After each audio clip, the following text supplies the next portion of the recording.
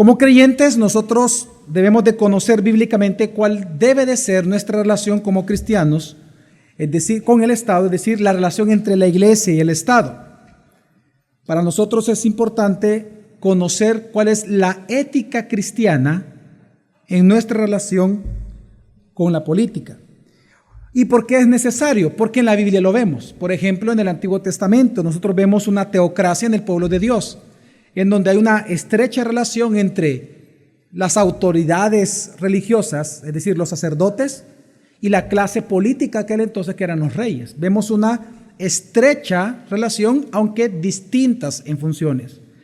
Pero en el Nuevo Testamento las cosas cambiaron un poco. En el Nuevo Testamento encontramos que el pueblo judío se encontraba ya bajo el dominio de un imperio romano, y mientras la iglesia se fue estableciendo, fue creciendo dentro del imperio, estos cristianos que se convertían comenzaban a tener una relación en cada una de estas diferentes ciudades de las 14 provincias que tenía el imperio romano. Comenzaron a tener una relación con estas autoridades paganas. Entonces, aquí comienza a experimentar ellos algo distinto al Antiguo Testamento. En el Antiguo Testamento era una teocracia, pero ya luego se convierte entonces en una relación. Habían que aprender cómo relacionarse con autoridades paganas.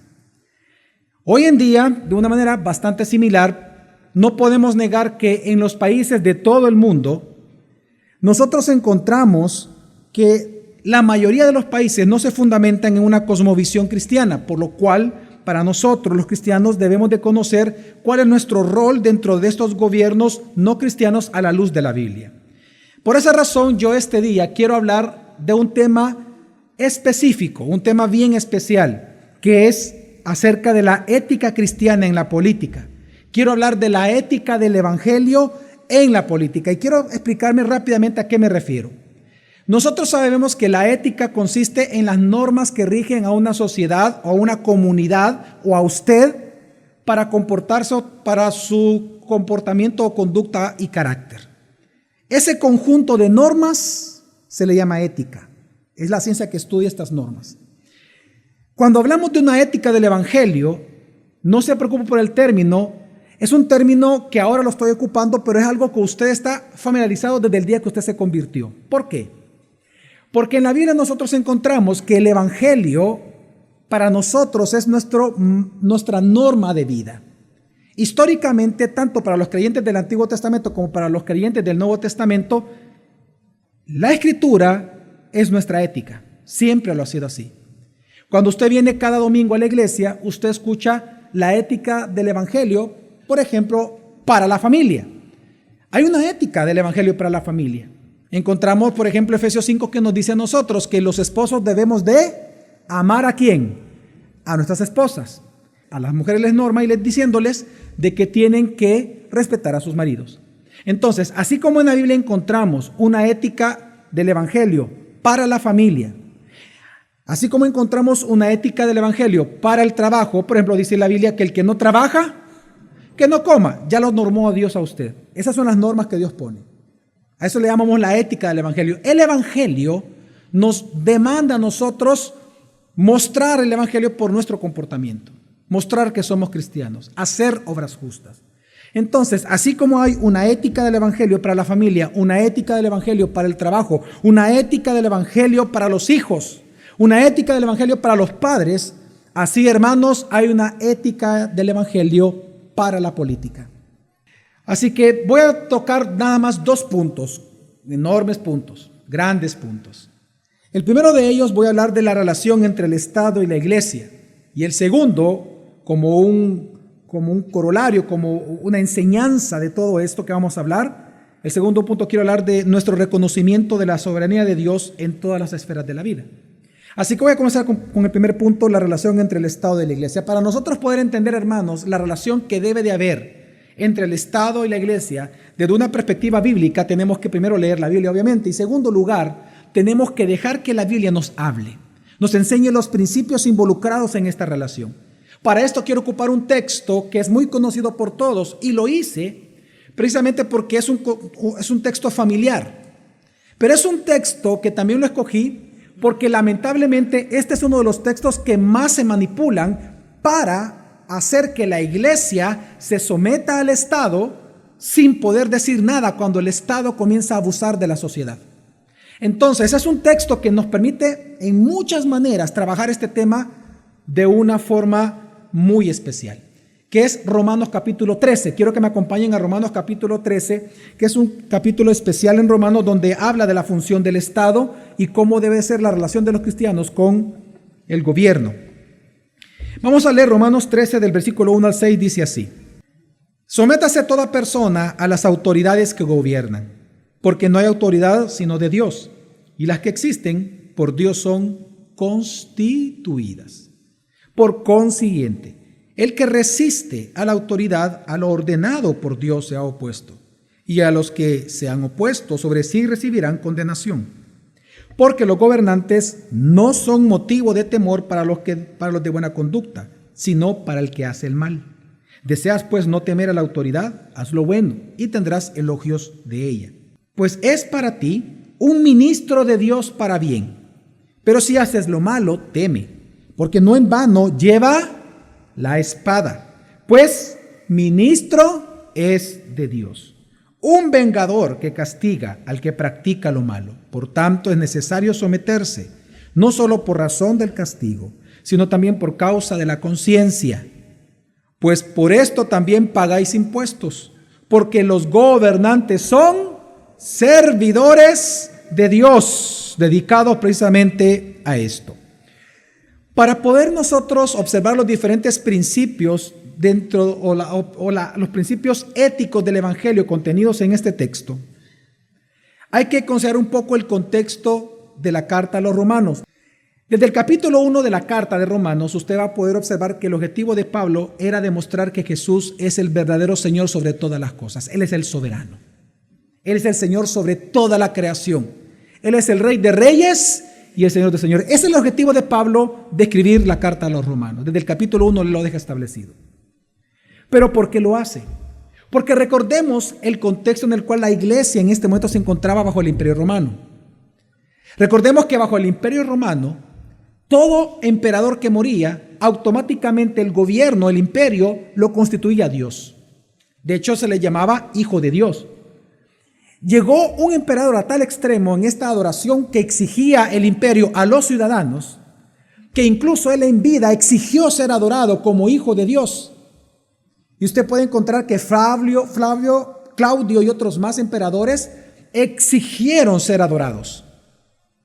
Por lo tanto, cuando los cristianos surgen, a ellos se les comienza a acusar y se les llamaba ateos, porque ellos no querían adorar al emperador, sino que ellos ni al panteísmo griego que Roma tenía, que heredó Roma, sino que ellos comenzaron a adorar a un tal Jesucristo.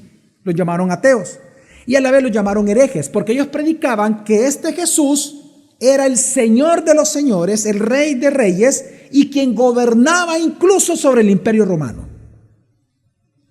Obviamente, por eso es que la carta a los romanos es una carta subversiva para el Imperio Romano. La carta a los romanos es subversiva completamente por el mensaje, porque para ellos el único señor era ¿quién? El emperador. No, para el Imperio Romano, ¿quién era el único señor? El emperador. Entonces Pablo le escribe a los que están en la capital del imperio, a los de Roma, y les comienza a explicar de que no se dejen engañar por el Estado, por el imperio.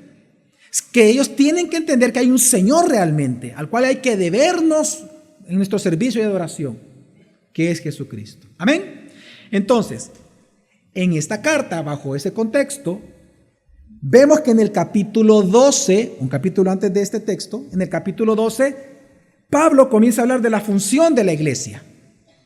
Pero a la par de la función de la iglesia, en el capítulo 13 habla de la función del Estado, de la función de los gobernantes del gobierno. Y por tanto, él comienza a establecer una relación que hay que poder observar. Entonces, por cuestión de tiempo, de este texto que acabamos de leer, hermanos, quiero que veamos varios principios. Específicamente quiero resaltar 4 verdades o principios bíblicos que deben de normar nuestra ética, es decir, nuestro comportamiento de cara a la política, porque están en el texto explícitamente o implícitamente. Voy a ir de las verdades más simples a las más profundas, a las más complejas. El primer principio que encontramos en este texto de Romanos 13 es el principio fundamental del gobierno. ¿Cuál es la esencia del gobierno? ¿Cuál es la esencia de un gobierno en general en cualquier parte del mundo? La esencia de los gobiernos es la fuerza. Un gobierno posee una estructura legal para, a través de la fuerza, coercionar a los ciudadanos a que cumplan las leyes. La esencia del gobierno es la fuerza. Dios así lo creó. Por eso se llama que tienen la espada, porque es una delegación de Dios. Todo gobierno tiene el derecho legal de ejercer la fuerza para hacer cumplir las leyes. Por ejemplo, en la esfera, ya no política, en la esfera de la familia, ¿quiénes son las autoridades? El gobierno. ¿Quién manda en su casa? La pareja manda, es la autoridad de la familia. Y usted se da cuenta, ¿cuál es la esencia de ser ellos autoridad? Ellos mandan. Aquí están mis hijos. En mi casa hay leyes. Y en mi casa ellos deben de respetar las leyes. Y si no las respetan, cuando estaban más chiquitos, ¿qué tenía que darles? Vara, claro. Entonces, veamos el primer principio fundamental que aparece en Romanos 13. La esencia de un gobierno es la fuerza. Si un gobierno no puede coaccionar al ciudadano para cumplir las leyes, ese no es gobierno. Ya perdió su legitimidad para gobernar. Ya perdió gobernabilidad. ¿Ok? El segundo principio que encontramos en Romanos, vamos a ir construyendo la idea. La segunda verdad que encontramos en Romanos es que esa autoridad que tiene el gobierno es delegada y no es absoluta. Toda autoridad sobre la faz de la tierra no es absoluta, es delegada. ¿Por qué? Porque el único Dios soberano sobre toda la creación que tiene todo poder y autoridad absolutos es Dios, a quien nosotros lo conocemos por medio de su Hijo Jesucristo, quien es Dios soberano.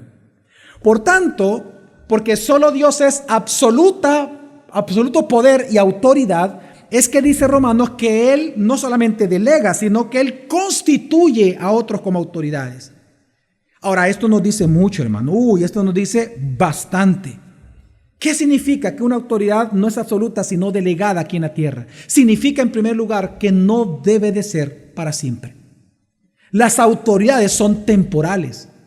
Por eso cuando usted ve a una autoridad, a un político, quererse mantener el poder por 50 años, eso va en contra de lo que Dios estableció.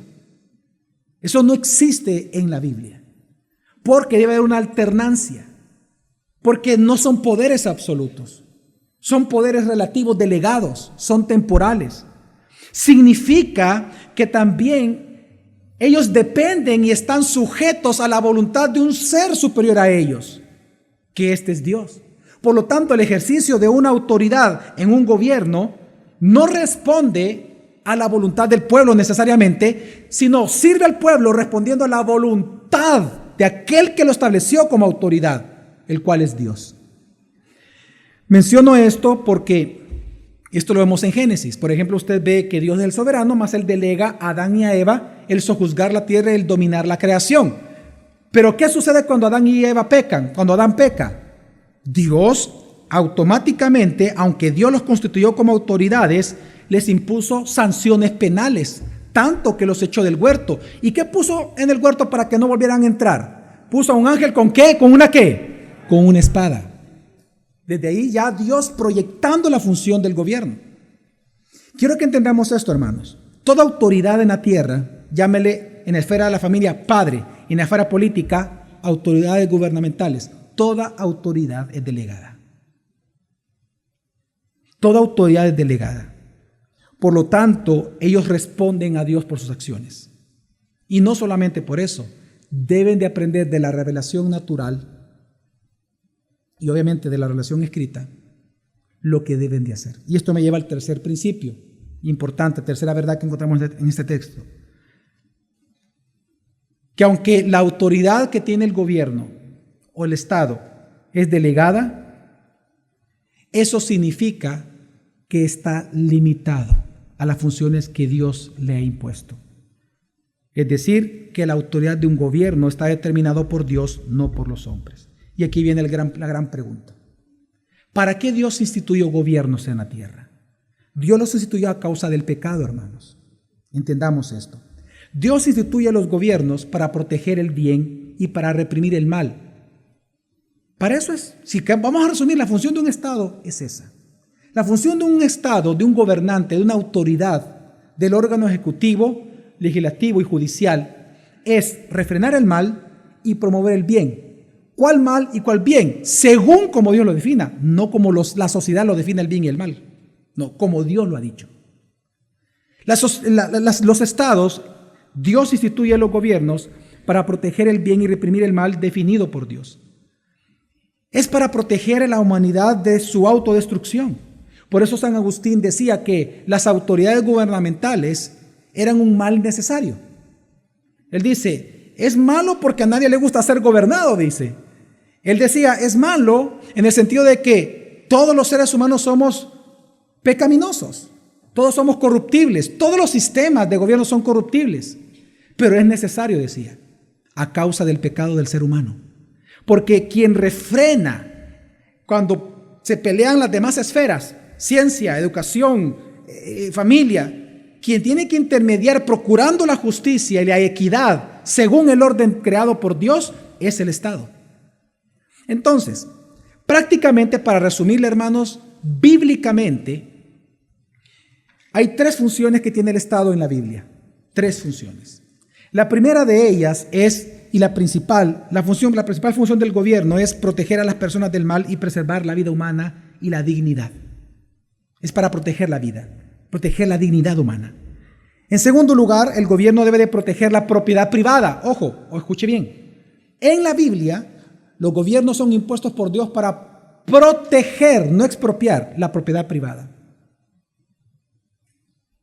Por ejemplo, usted puede ver que cuando Dios lleva al pueblo hebreo a la tierra prometida, una vez entraron a la tierra prometida, ¿qué hizo Josué? ¿Qué hizo Josué con la tierra? La repartió legalmente. Y en la ley de Moisés quedó escrito que nadie podía ni robártela ni usurpártela. Y era el rey el que tenía que proteger que tú mantuvieras tu propiedad privada. Porque también en la Biblia parte de la propiedad privada es tu esposa. Eran tus hijos. No solamente era la tierra, sino que todo lo que era la familia. El Estado no puede usurparte eso. El Estado no es el dueño de tus hijos. El Estado no es el dueño de tu esposa. El Estado no es el dueño del matrimonio. El Estado solamente se encuentra y fue establecido por Dios para proteger lo que ya es tuyo. Protegerlo. Y en tercer lugar, la función del Estado en la Biblia es procurar la justicia en todo tipo de relación. Justicia, por ejemplo, comercial, que cuando te vendan una libra de camarones no te estén metiendo media libra, ¿verdad?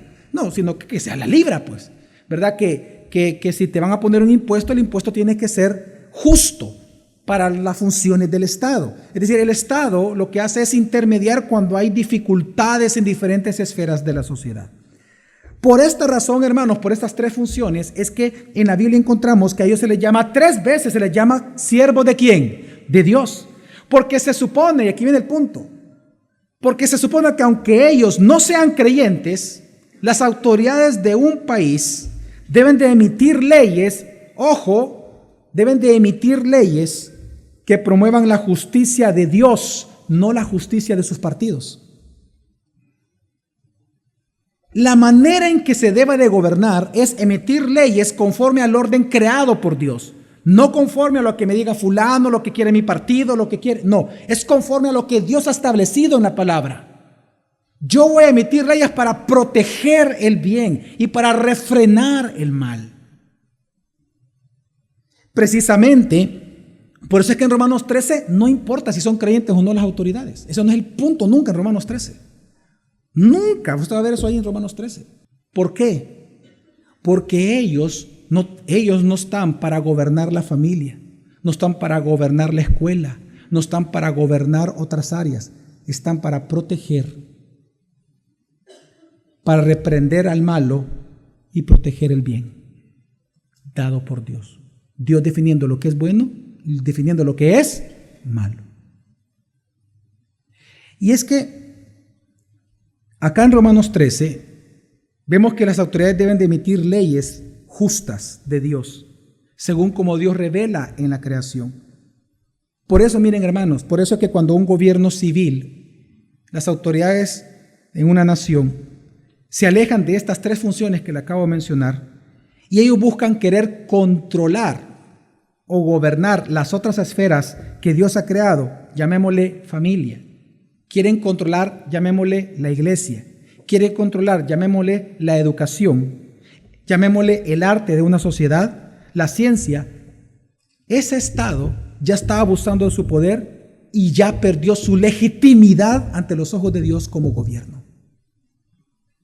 Porque la autoridad gubernamental solo está para estas cosas, por el pecado, y gobernar según el orden creado ya por Dios. ¿A qué me refiero con el orden ya creado por Dios? Por ejemplo, el Estado comete un abuso cuando trata de redefinir el matrimonio, por ejemplo. Si un Estado viene y dice, no, el matrimonio es matrimonio entre un hombre y un hombre. Ok, él ya se metió en una esfera que no le compete. Eso le compete a la iglesia. Es parte de la iglesia, no es parte del Estado. El Estado no está para predicar. El Estado no está para definir y meterse en tu familia y gobernar tu familia. No, Él está para proteger tu familia, promover el bien para tu familia y refrenar el mal que quiera atacar tu familia. Hasta ahí llegan las competencias del Estado en la Biblia. Cuando un gobierno civil se aleja de estas funciones y ya quiere controlar la iglesia, la familia, el arte, la ciencia de una sociedad, está abusando de su poder. Y esto, hermano, que le estoy mencionando es la esencia de la separación entre el Estado y la iglesia. Usted ha escuchado esa frase, ¿verdad? Que debe haber una separación entre el Estado y la iglesia. Hoy en día el concepto es bien equivocado a como realmente lo es en la Escritura. Hoy en día, por ejemplo, se habla de separación entre iglesia y el Estado, refiriéndose a que el Estado no tiene el derecho de emitir leyes morales. Pero toda ley implica moralidad. Porque, por ejemplo, cuando dice la ley que no te pasa el semáforo en rojo, ¿no hay un aspecto moral en eso, hermanos? Sí. ¿Por qué? ¿A quién está protegiendo? Al peatón y también ¿a quién? Al conductor. Hay un aspecto moral. Entonces, hoy en día se está interpretando así, pero no. En la Biblia, ¿qué es la separación entre el Estado y la iglesia? Es que como dos esferas de creación, dos instituciones creadas por Dios, están separadas en su autoridad. Sus autoridades están separadas, mas se deben de ayudar mutuamente para convivir. Habla de funciones. Es decir, la esencia entre la separación del Estado y de la iglesia, Dios lo establece así en Escritura y lo vemos aquí en Romanos y en otros textos. En resumen, el Estado debe de castigar y debe de premiar. Esa es la función del Estado. Castigar y premiar. Él debe de proteger la vida, la justicia y castigar lo malo. Pero tiene un límite su gobierno. No debe de definir lo que es la familia, el matrimonio o la iglesia. El Estado no puede decir qué debe de predicar la iglesia, cómo se debe de organizar la iglesia, cómo debe la iglesia manejar los fondos, cómo deben de predicar y cuándo hacerlo. El Estado no se puede meter en ese punto. Tiene que haber una separación entre el Estado y la iglesia. ¿Por qué? ¿Por qué el Estado no puede hacer eso? Porque la iglesia es otra institución de Dios y Dios ya dejó cómo debe de autogobernarse. ¿Y dónde lo dejó? En la Biblia. Dios ya estableció cómo debe de comportarse la familia. Dios ya definió lo que es el matrimonio, un hombre y una mujer, dejar a padre y madre. Dios ya estableció cómo los padres deben de crear a los hijos. Dios ya estableció cómo los hijos se han de comportar con los padres. El Estado no existe para eso. Por lo tanto, no se puede meter en las otras esferas de la vida. Pero de igual manera la iglesia. La iglesia está para ser discípulos de Cristo. Amén. La iglesia está para hacer discípulos de Cristo, no por medio de la fuerza ni de la espada. Eso no le compete a la iglesia. Dios no le ha dado la espada a la iglesia. Dios se la dio al gobierno. Nosotros hacemos discípulos de Cristo a través de la predicación y el servicio del evangelio. Así que, así como la iglesia no puede pretender que el Estado se comporte y hable y ocupe la jerga de una iglesia, así el Estado no puede hacer que la iglesia haga lo que el Estado quiera. Son dos instituciones separadas, pero que se deben de complementar. Porque una una de las responsabilidades del Estado de cara a la iglesia es que el gobierno está obligado a proteger o a garantizar la libertad de la iglesia y protegerla de sus enemigos. Y la obligación de la iglesia es orar por sus autoridades, someterse a las autoridades cuando las leyes procuran el propósito de Dios, y a la vez la iglesia debe de ser la conciencia moral del gobierno, hermanos. La iglesia es la conciencia del pueblo. La iglesia debe de ser la conciencia de las autoridades. Hey, mira, esa ley que quieren aprobar no es correcta. Eso no está en la Escritura. No te estás metiendo en un rollo con el Señor. No puedes hacer eso, etcétera. La iglesia está para ser la conciencia del gobierno. Pero nosotros ni siquiera, mire, los cristianos no podemos exigirle al gobierno que cambie su manera de hablar. No le vamos a pedir que ellos los políticos ocupen en su jerga política redención, justificación. Ellos no están para enseñar la Biblia, pero está la iglesia. Eso es algo de la esfera de la iglesia. Los políticos deben de hablar su jerga política. Deben de gobernar por la fuerza, reprimir la maldad y por la fuerza promover el bien para tu bienestar. Ahora, pero esto es importante también mencionar, que el Estado, parte del límite, es que tú tienes que entender que el Estado no está llamado ni siquiera, no es responsabilidad del Estado ni siquiera la educación de tus hijos. ¿Sabías tú? En la Biblia eso no le compete al Estado, la educación. El Estado no es dueño de tus hijos. Dios a ti te los dio, no al Estado. Por ejemplo, los pobres, ante los ojos de Dios, en la Biblia, ¿de quién es responsabilidad ayudar y proteger a los pobres? ¿Del Estado? No es del Estado, es de la iglesia. Es la iglesia cristiana. Son los que tienen que acercarse a las viudas, proveerle al pobre, ir afuera al desvalido y ayudar. No es el Estado.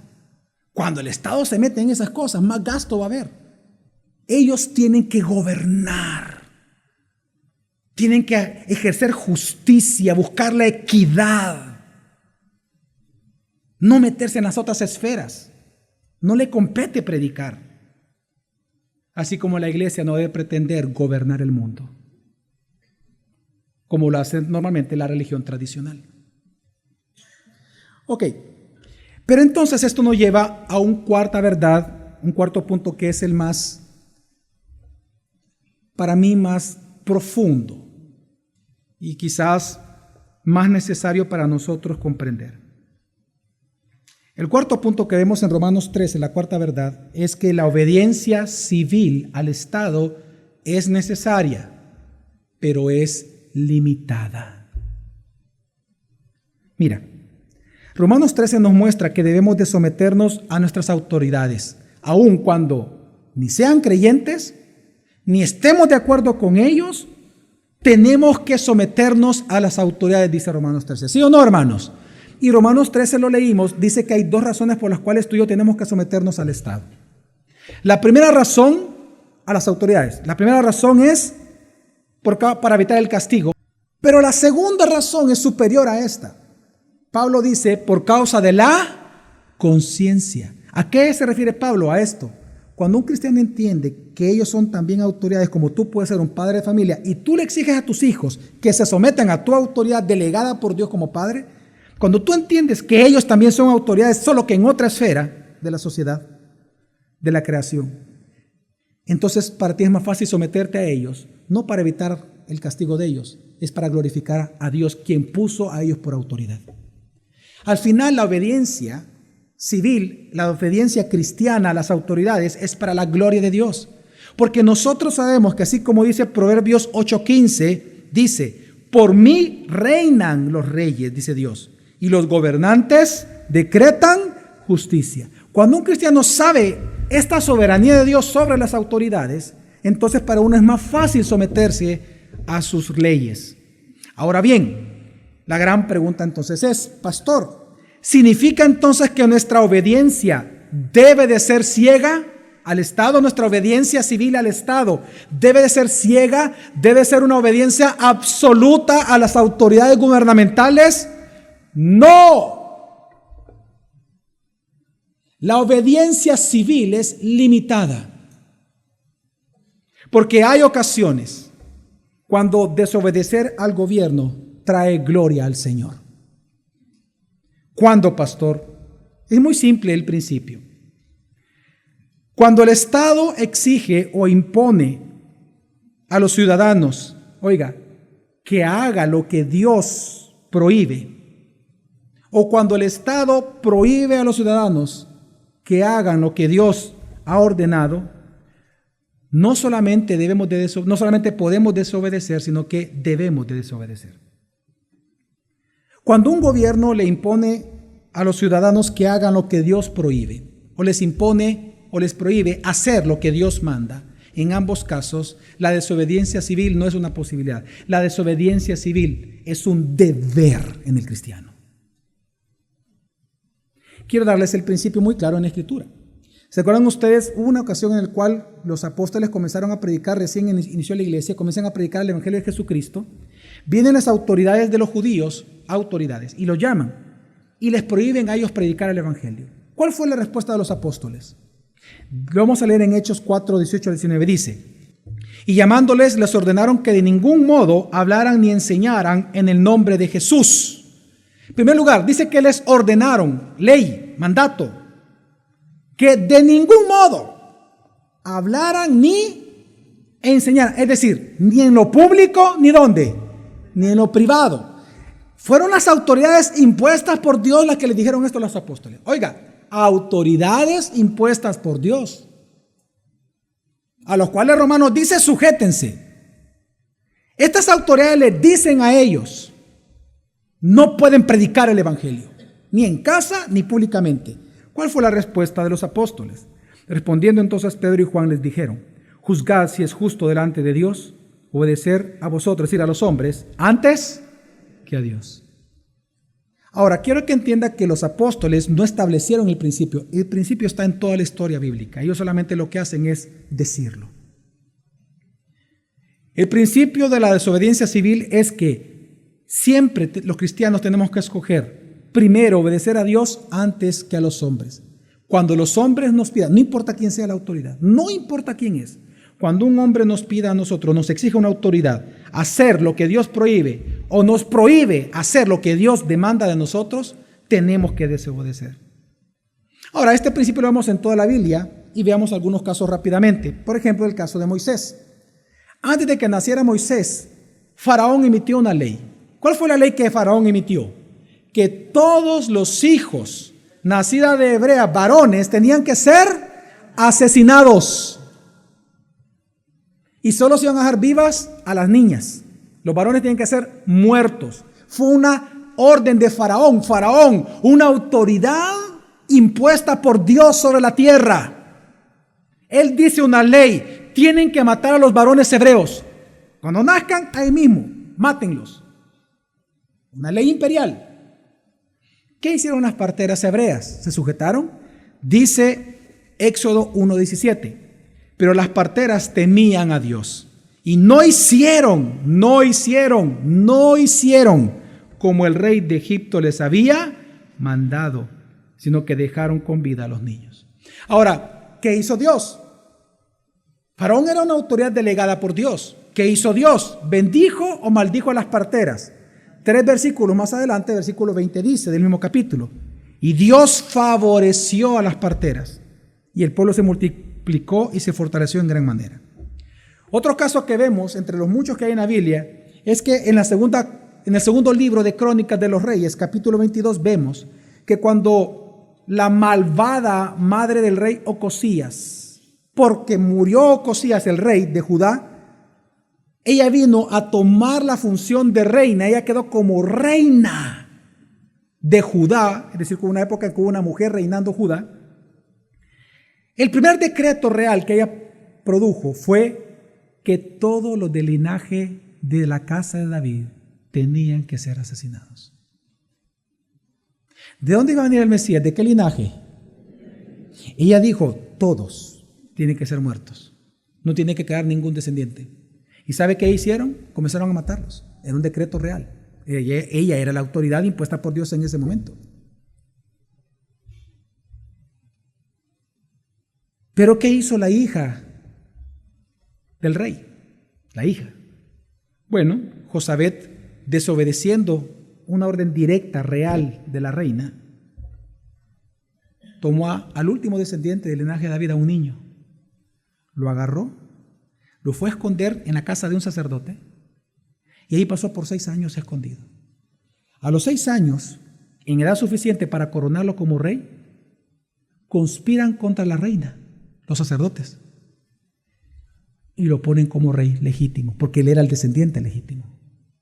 Cuando la reina ve eso, le llama conspiración, y es que políticamente, ¿qué era? Una conspiración. ¿Qué hizo Dios? ¿Bendijo o maldijo? Bendijo esa acción. ¿Por qué? Todos los casos que estoy mencionando, ¿cuál es el elemento común? En todos los elementos, los gobernantes ya dejaron de gobernar, dejaron de ser gobiernos legítimos, porque en lugar de proteger la vida, que es su principal función, ¿qué estaban haciendo con la vida? Destruyéndola. Ahí es donde entonces reacciona la iglesia. Otro caso, Nabucodonosor pone una estatua y obliga a una función que no es del Estado, obliga a todos a postrarse delante de la estatua. ¿Quiénes fueron los únicos que desobedecieron? Sadrach, Mesac y Abednego. ¿Dios los maldijo o los bendijo? Bendijo y los prosperó. Nosotros también vemos otro caso bien interesante, el caso de Esther. Cuando Esther era reina, ella se entera que había una ley persa que su esposo había dado bajo engaño para exterminar al pueblo hebreo, para exterminar a su pueblo. Cuando Mardoqueo la busca a ella y la convence de interceder ante el rey, ¿qué es lo que dijo Esther? ¿Se recuerdan ustedes qué fue lo que ella exclamó? Después de que ella dijo que mandó a Mardoqueo a orar a su pueblo y ayunar, ella dice en Esther 4:16, dice lo siguiente: yo también ayunaré igualmente con mis doncellas, y entonces acudiré al rey, aunque no sea ¿qué? Conforme a la ley. Y si he de perecer por esa desobediencia que digo, que perezca. En el Nuevo Testamento vemos los mártires cristianos. Los mártires cristianos es interesante porque de nuestro punto de vista, los mártires cristianos murieron por defender la fe del Evangelio, amén, por defender a Jesucristo, amén, el Evangelio.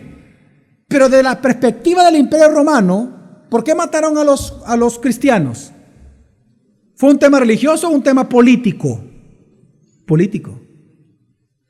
Porque ellos les exigían la adoración al César. Ellos decían, nosotros al César no adoramos, a Jesucristo oramos. Niega a ese Jesús y adora al César. No, pues no. Pues. Y ahí lo mandaban al circo romano. O lo ponían en estacas en las ciudades cubiertos de brea y los encendían para quemarse vivo y a la vez alumbrar en las noches en la estaca en toda la ciudad. Era un tema político. Pero los cristianos dijeron, no. Es que antes de desobedecer a Dios por obedecer al hombre, vamos a obedecer a Dios aunque desobedezcamos a las autoridades. Veamos cómo esto sucede en la historia más reciente. Ante el nazismo de Hitler y contra el comunismo y socialismo de Europa, vemos que la iglesia confesional promovió una resistencia civil. No solamente la predicó, la promovió.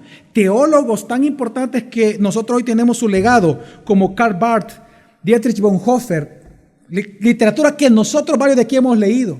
Ambos, en Berlín hay una sala muy especial en donde estos dos con otros dos que no eran creyentes, estos dos son creyentes, fueron cristianos obviamente, uno de ellos reformado. Ambos son considerados por el gobierno alemán como héroes de la resistencia contra el nazismo. Corea del Sur. Corea del Sur es el país que actualmente en la historia mundial ha pasado de la extrema pobreza a la extrema riqueza en una sola generación. ¿Cómo lo logró? Cuando ellos estaban siendo invadidos por los japoneses, fueron los cristianos reformados los que lucharon por su libertad, por su emancipación, y la lograron. Cristianos reformados. Pastores, muchos murieron. Se resistieron a las injusticias que los japoneses les estaban imponiendo. De los 10 batallones principales que ganaron la guerra civil de los Estados Unidos, por lo cual nació el Estado, la República, y nació, la Constitución de los Estados Unidos. De los 10 batallones que ganaron, 9 eran dirigidos por generales que eran pastores reformados. La desobediencia civil es una necesidad cuando el gobierno ya pierde su legitimidad ante los ojos de Dios. Cuando dejan de ser gobierno, para lo cual Dios los instituyó. Entonces, en resumen, ¿en qué circunstancias se vuelve entonces necesaria la resistencia civil al gobierno? Cuando el gobierno ya no sirve a los propósitos de Dios, a su justicia y a sus mandatos según el orden de la creación, hay que desobedecerlos. Cuando los gobernantes exigen legalmente que los ciudadanos hagan lo que Dios prohíbe o les prohíben hacer lo que Dios manda, hay que desobedecerlos. ¿En qué casos la desobediencia civil se vuelve necesaria? Bueno, si el Estado salvadoreño promoviera el genocidio, el asesinato de niños como lo hizo Faraón, Herodes, ya sea en niños nacidos o en niños aún no nacidos, la resistencia civil es necesaria. Es un deber del cristiano. Como en el caso del aborto. Por eso es que los cristianos en ningún país del mundo donde se aprueba la ley del aborto están tranquilos ni se callan.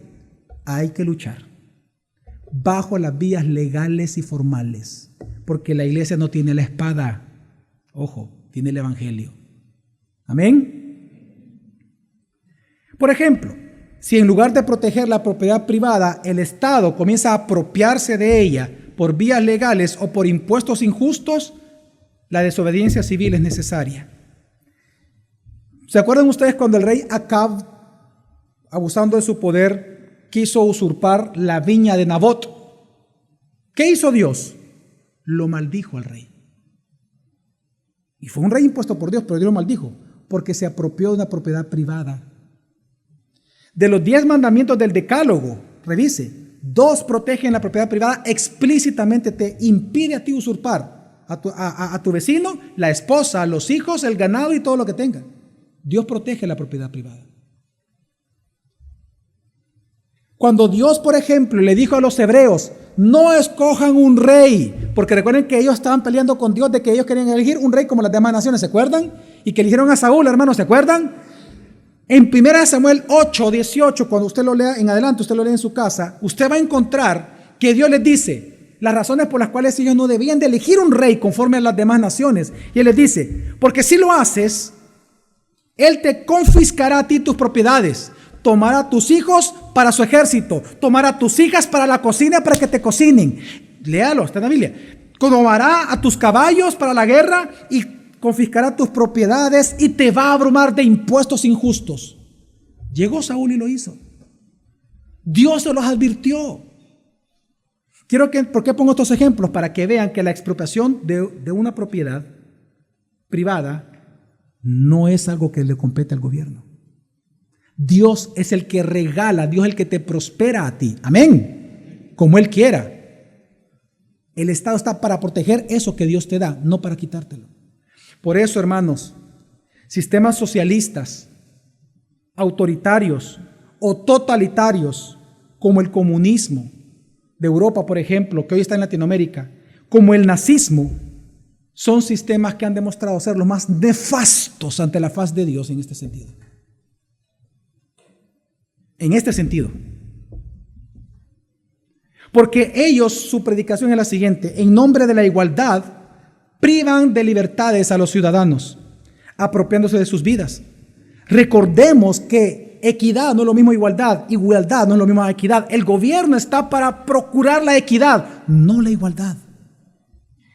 Porque esa predicación de que en nombre de la igualdad voy a quitarte a ti lo que te sobra o lo que tienes extra para dárselo al que no tiene, eso es injusto. Jesús nunca luchó por la igualdad. Él dijo a los pobres, ¿qué dijo? Siempre los tendrán en medio de ustedes. Pero ¿quién tiene que velar por los pobres? La iglesia. Cuando un Estado se mete a quitarte a ti para darle a otros, pierde su legitimidad ante los ojos de Dios. Deja de ser un gobierno legítimo. Y la desobediencia civil a ese punto es necesaria.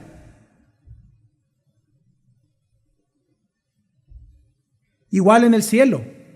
¿Usted cree que en el cielo va a haber igualdad? No, hay equidad, no igualdad. A cada uno se le va a pagar conforme a sus obras. No es igualdad, es equidad.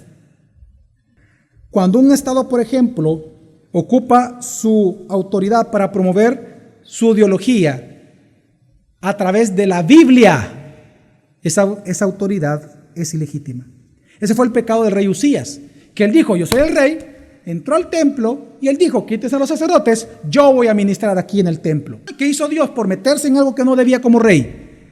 Le puso lepra y murió en una gran vergüenza ante los ojos de todos los israelitas. Hermano, cuando un gobierno deja de ser autoridad legítima de parte de Dios, por cuanto ya no sirve a los propósitos de Dios, sino que sirve a los propósitos partidistas del pueblo, de la mayoría, o satánico, etc., ese gobierno se convierte en aquella bestia que surge del mar de Apocalipsis 13. Por lo tanto, ese gobierno, oiga, esas autoridades ya no son dignas de respeto y de honor civil. Deben de ser confrontados legítimamente por los cristianos. Ahora, ¿qué aprendemos nosotros de todo esto que estamos hablando? Lo que estamos aprendiendo es que tenemos que reconocer que hay un solo ser que tiene verdadera autoridad y poder eterno y es verdadero soberano sobre todas las cosas. No es el Estado, no es la clase política, no es la iglesia. Su nombre es Jesucristo. Toda la creación le sirve al Señor. Amén. Toda la creación le sirve al Señor. ¿Por qué? Porque Él es el creador, Él es el soberano. Toda autoridad es delegada. Y no hay peor pecado para una autoridad delegada, llámele padre de familia, llámele político, llámele quien sea. No hay peor pecado para una autoridad delegada que no reconocer a Dios como aquel que le delegó esa autoridad, y que Dios es el verdadero soberano sobre todas las cosas, incluyendo los gobiernos, la familia, el arte, la ciencia, la educación, la familia. Por eso en 1 Timoteo capítulo 6 versículo 15, el apóstol Pablo, el mismo que escribió Romanos, él llega a decir: a su tiempo mostrará el bienaventurado y solo soberano, Rey de reyes y Señor de señores, y su nombre es, iglesia, Jesús el Cristo. Hermanos, el Estado, los políticos y los candidatos no existen para lograr la paz de una nación. Ya quítese esa venda de los ojos. Dios nunca ha puesto al Estado para lograr la paz de una nación. El Estado ni los políticos están para lograr la seguridad de una nación, ni el bienestar, ni siquiera la prosperidad de una nación. ¿Por qué? Porque estas cosas que estoy mencionando, la paz, seguridad, bienestar y prosperidad, son las bendiciones que Dios envía a una nación que obedece sus mandamientos. El Estado solo está para refrenar la injusticia y promover en la sociedad lo que Dios llama bueno. Por lo tanto, los cristianos no pueden poner su esperanza ni en la política ni en los políticos, sino en Jesucristo, el único que puede bendecir a la nación en paz, seguridad, en justicia. Hermano, el Estado salvadoreño no es un redentor. El único Rey soberano, redentor, es Jesús. Nuestra función es predicar, por lo tanto, su evangelio para dicha redención de todos los que crean en todas las demás esferas. La iglesia debe predicar en la política, debe predicarle a los políticos, debe predicarle a los pobres, debe predicarle a los ricos, debe predicarle a las otras personas religiosas, debe predicarle a la familia, debe predicarle a la ciencia, debe predicarle al arte. Esa es nuestra función. Pero nuestra confianza está en el único verdadero soberano que rige todas las esferas. Su nombre es Jesús. Amén. Por lo tanto, si tú has puesto tu confianza en algún político, has puesto tu confianza en los últimos meses y años en un partido político para la paz de la nación, para la seguridad del Salvador, para la prosperidad de esta república, arrepiéntete de dudar de tu Señor. Porque no es el Estado todopoderoso quien nos traerá las bendiciones que solo Dios puede dar. Por tanto, en lugar de poner tu esperanza en la política, deposítala en Cristo. Porque tal como dice y profetizó Isaías en su libro, capítulo 33, versículo 22, él dijo acerca de Jesús lo siguiente: porque el Señor, Él será nuestro gobernante, el Señor será nuestro legislador, el Señor será nuestro Rey y Él nos salvará. Hermanos, hoy nosotros con nuestros ojos humanos no podemos ver esta realidad, mas con la fe sabemos que hoy en día Jesús es nuestro gobernante, Él es nuestro rey, es nuestro legislador y Él es nuestro salvador. Y por eso con la fe nosotros predicamos. Pero yo sé y todos nosotros sabemos por las promesas de la Biblia que habrá un día en que toda la tierra, todas las cosas de la creación que están en los cielos, en la tierra y debajo de la tierra, doblarán sus rodillas y confesarán públicamente que Jesucristo siempre ha sido el Señor, el gobernante, el legislador, el rey, el salvador de todas las cosas. Habrá un día en que nuestros ojos contemplarán a Jesús gobernando. Y ya lo hace en nuestro corazón. Pero cuando vengan cielos nuevos y tierra nueva, nuestros ojos verán a Jesús gobernando. Toda la clase política de todas las eras, verán que hubo uno que les delegó. Que hay uno que es eternamente gobernador, eternamente rey, eternamente salvador y eternamente legislador. Es Jesús. Y ahí vendrá la paz verdadera eterna, la justicia eterna, la seguridad eterna que tanto nosotros anhelamos en esta tierra.